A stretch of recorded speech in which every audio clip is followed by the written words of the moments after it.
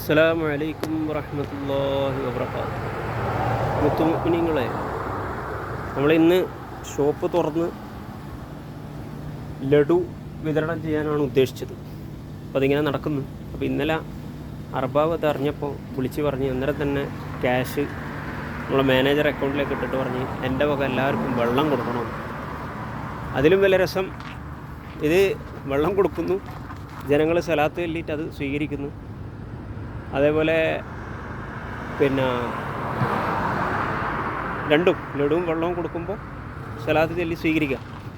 അപ്പോൾ ഞാൻ ഇങ്ങനെ ചിന്തിക്കുക, മലക്കളുടെ കൂട്ടത്തിൽ പെണ്ണില്ല എന്ന് പറഞ്ഞ പോലെ ഇവരെ കൂട്ടത്തിൽ വഹാബി ഇല്ല എന്ന് തോന്നിപ്പോയി. വഹാബി ഉണ്ടാവില്ല, നമ്മളെ നാട്ടിലെ പോലത്തെ ഭ്രാന്തന്മാരുണ്ടാവില്ല.